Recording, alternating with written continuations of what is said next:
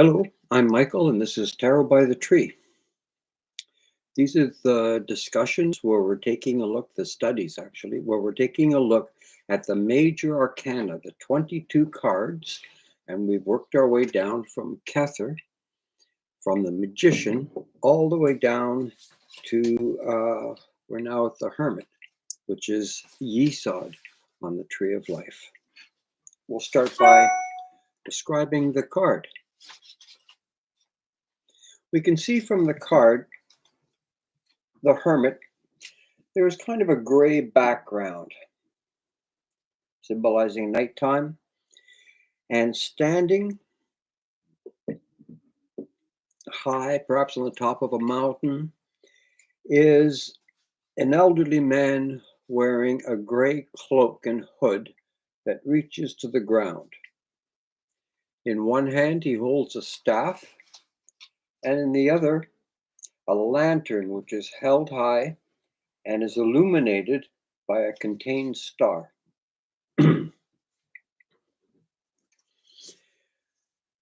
What does the Hermit mean?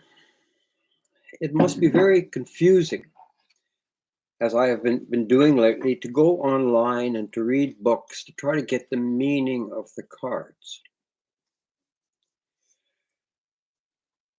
If you want to know what this system is based on, it's based on the true reason why the tarot cards were drawn, and that was to convey the practical wisdom of the Kabbalah as it is taught through the Tree of Life and the Tree of Knowledge. This is a relatively recent finding.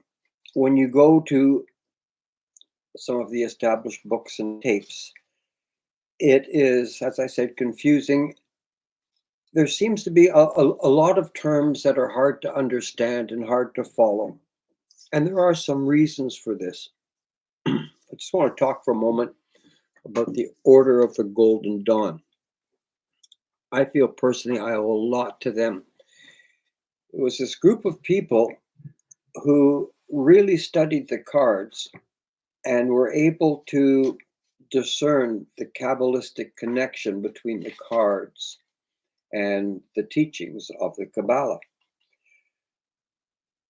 They were able to preserve some of the old symbolism and capture it on the cards in a way that made sense to modern minds. Some of the older symbolism has been lost on, like the Marseille deck, some of the older decks. It's hard to discern what the symbolism is, but the rider-waite deck preserves that. And the Order of the Golden Dawn and the subsequent rider-waite deck has been very important to my life, and to me, I think it's saving Kabbalistic symbolism. But it's hard when we read some of these definitions to separate them from complicated definitions, sometimes based on secret knowledge. Again, I would recommend you watch the 10 lessons of Tarot by the Tree to understand what the system is. And then from there, we can look deeper as we're doing now. Just as an illustration, and I spent years and years trying to discern the meaning of cards from books, and it was very difficult. This is from the Pictorial Key to the Tarot by Arthur Edward Waite. And this is, for a long time, considered one of the more substantive definitions of the cards. And this is what he has to say about the Hermit. The variation from the conventional models in this card is only that the lamp is not enveloped partially in the mantle of its bearer, who blends the idea of the Ancient of Days with the light of the world. It is a star which shines in the lantern. I have said that this card is of attainment, and to extend this conception, the figure is seen holding up his beacon on an eminence. Therefore, the Hermit is not, as Court de Gebelin explained, a wise man in search of truth and justice, nor is he, as a later explanation proposes, and a special example of experience. His beacon intimates that where I am, you may also be. It is further a card which is understood quite incorrectly when it is connected with the idea of occult isolation as the protection of personal magnetism against admixture. This is one of the frivolous renderings which we owe to Eliphas Levi. It has been adopted by the French order of Martinism, and some of us have heard a great deal of the silent and unknown philosophy enveloped by his mantle from the knowledge of the profane. In true Martinism, the significance of the term philosophe inconnue was of one order. It did not refer to the intended concealment of the instituted mysteries, much less of their substitutes, but, like the card itself, to the truth that the divine mysteries secure their own protection from those who are unprepared. And that's just an example. And the internet is full, libraries are full of older explanations of tarot that had a tendency to descend into mysticism. What I've just read is very difficult to understand. I have had no luck really in piercing the meaning of some of these ideas, but it's because they didn't really understand that the tarot cards were each painted to represent one Sephirah on the tree of life or the tree of knowledge. They didn't know that at the time, so they were grasping at straws. Let's look at Yesod and the meaning of the card. Yesod is kind of a bottleneck on the tree of life and the tree of knowledge.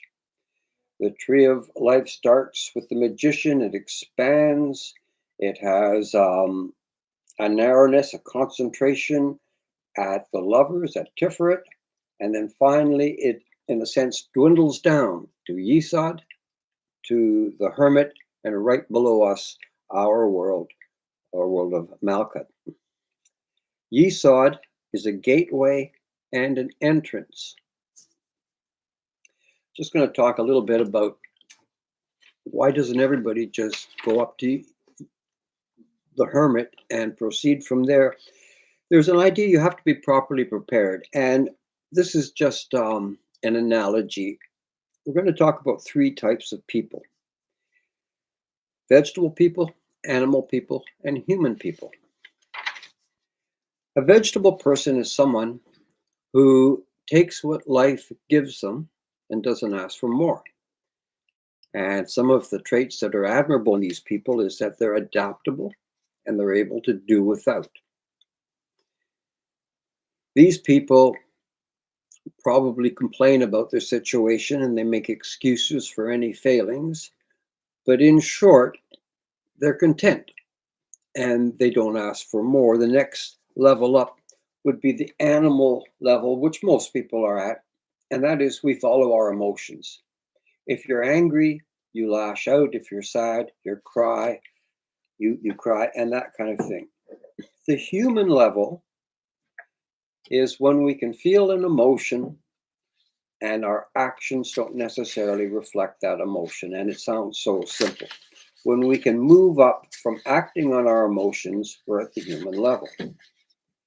Animals, if they're hungry, will chase food. If they're angry, they'll do the fight response.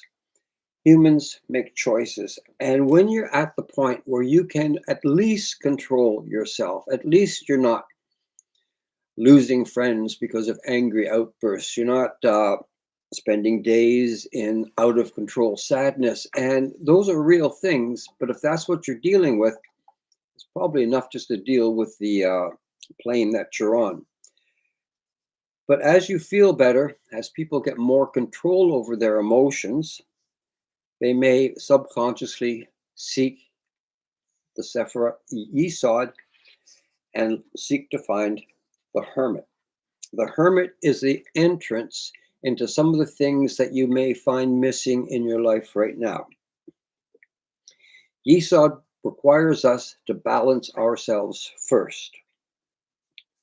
Controlling anger, to me, is a first step, a very basic thing. Of course, there are other inappropriate emotions that may have to be managed as well. It requires you to embark on a journey. And this is what the Hermit is asking you to do. And the first stop on your journey is the Sephira we just talked about, strength. Strength was mentioned as part of deprivation. The journey from the Hermit to through strength will be one of not having a lot of luxury. It will be one about having to rethink some of your basic thoughts. It is reprogramming yourself. The Hermit is the preparation, and the Strength card is the making you ready to receive the higher lessons. Sometimes people, as their raw emotions get settled, they can start to think there's more to life than this, or maybe I can do better than what I'm doing now. This feeling of wanting self-improvement is human, and that's what the Hermit card indicates. It is a dim light for people who didn't even know it was there, beckoning somebody who has some of the foundational requirements necessary to feel that there is more to life and to feel that there is greater potential in them than they are realizing now. All right, let's take a look at a few of the questions that we have about the 9 card, the Hermit. How does the Hermit shed light on the 9 of Cups? The Hermit card, it's about stepping up into a new realization and a new journey. And the 9 of Cups reflects that in a kind of at the beginning part of your journey. This is the wish card. There is a genie, and he's in front of all these 9 cups, which represent happiness, and he is offering you happiness. He is saying, pick a card, pick a cup, any cup, and you will be happy. There's no trick to this card. Attaining Yesod, in a sense, is like receiving a wish or a gift. It is the beginning of further development, further ideas, and further benefit. How does the Hermit shed light on the 9 of Swords? Totally different card. 9 of Swords is a person whose weapons are hung on the wall. They've just woken up from a sleep and they're sad, they're unhappy.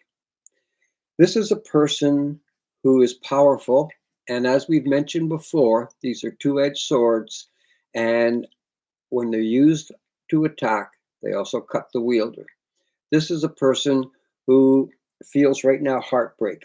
They have lost something because of their use of power. They have been too strong, too domineering, too controlling, and they have done damage to someone. And they feel that loss right now. And it is partly due to this kind of a feeling that there is more than just animal strength to life that would make somebody look up a little bit and seek some of the higher worlds. How does the Hermit shed light on the 9 of Staffs? We spoke about speaking higher worlds, and this is a card of a person battered and bruised and surrounded by their plans, their enterprise, holding one of their own staffs. This person is in no danger, but feels that he must constantly guard against things that continually hurt him. This could be a sentiment that the world is just suffering and they're looking for something above that suffering, something that makes more sense of the world than they have received so far. How does the Hermit shed light on the 9 of Coins? 9 of Coins. This is a lady. The bird symbolizes controlled thought. She has a degree of wealth and she has great security. This is a person who in the actual world, in the corporeal world, has succeeded, not just monetarily, but in a way that has made her a wise and capable and content person. This is another example of a person who might reach upwards towards the hermit, not out of desperation and not out of frustration, but out of the feeling that they have made success in this world and they are in an emotionally stable enough state of mind to start looking to some higher meaning. Looking at the card, why is the hermit alone? Does he have to be alone?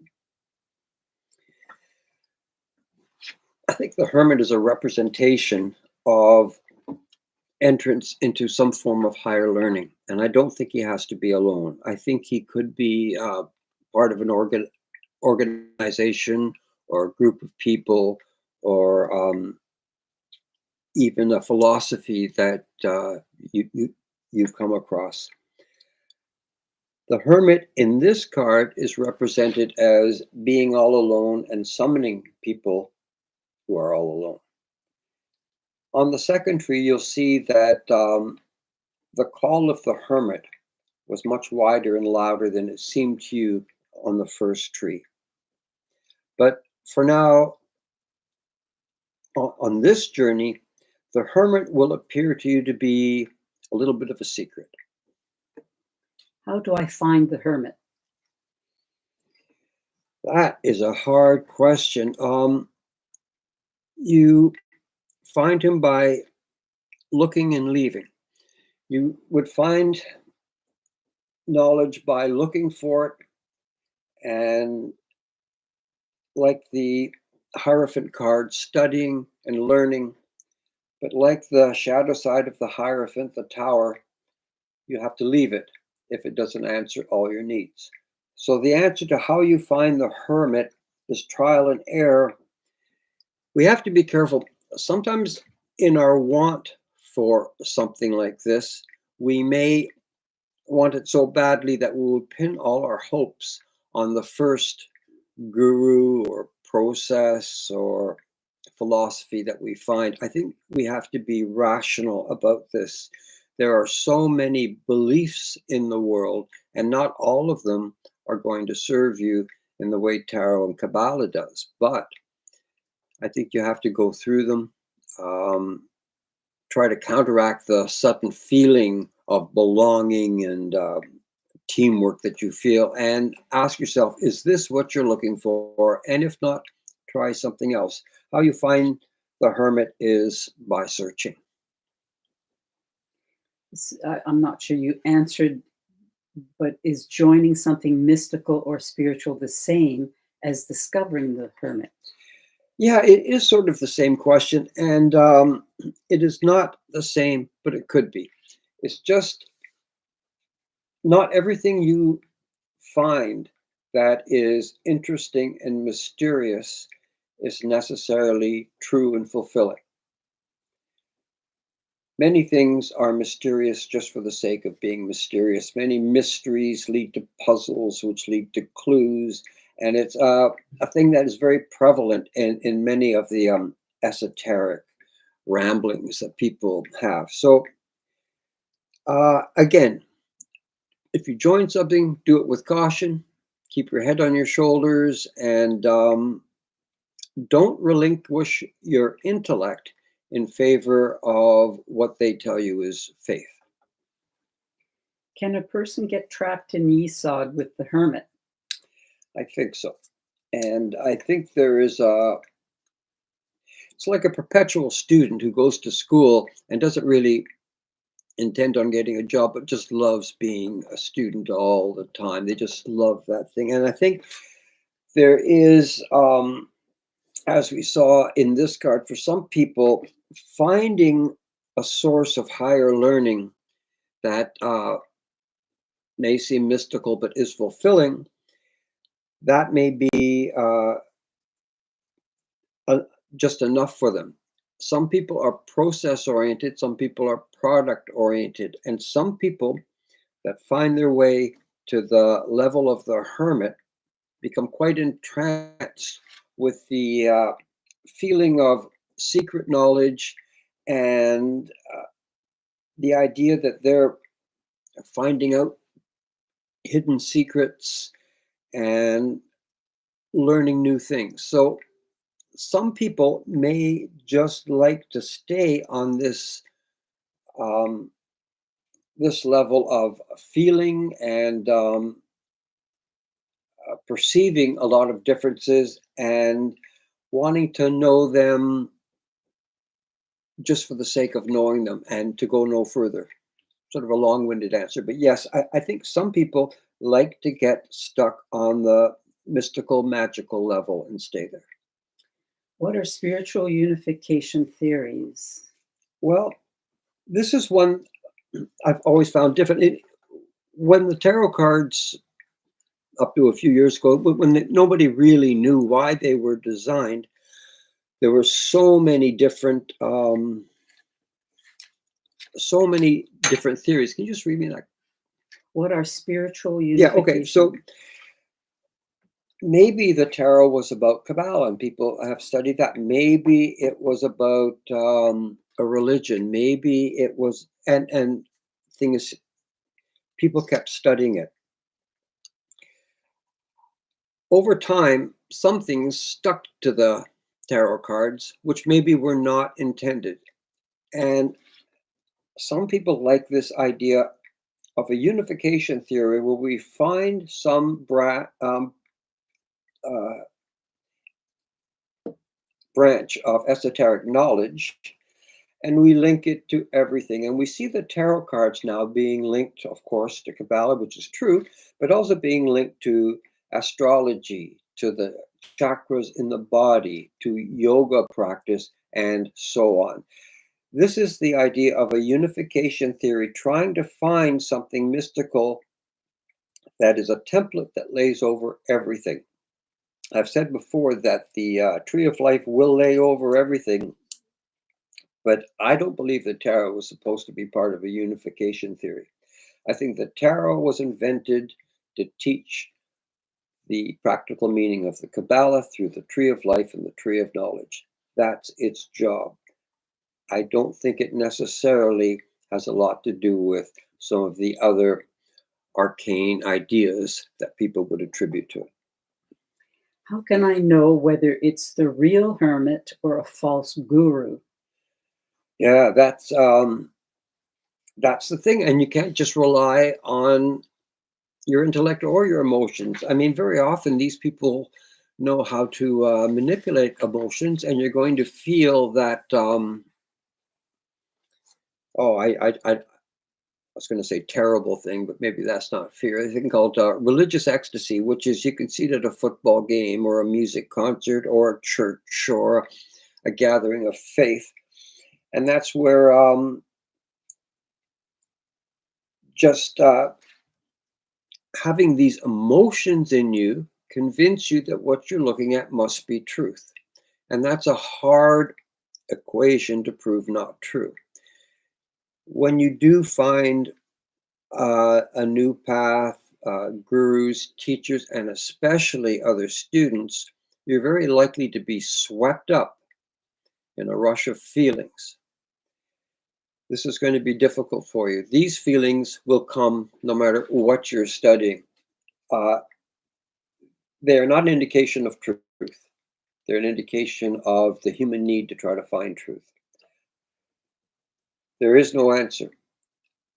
We struggle and we search, and like the card, the Chariot, always keep your emotion and intellect chained and never let your emotion run off without the information of your intellect. And I hope that helps a bit with the Hermit card. I know there's a lot of confusing things out there about all the cards, but the Hermit is at this stage a dim light beckoning you to the worlds that you think will provide you with more meaning in your life. Thank you very much. Bye for now.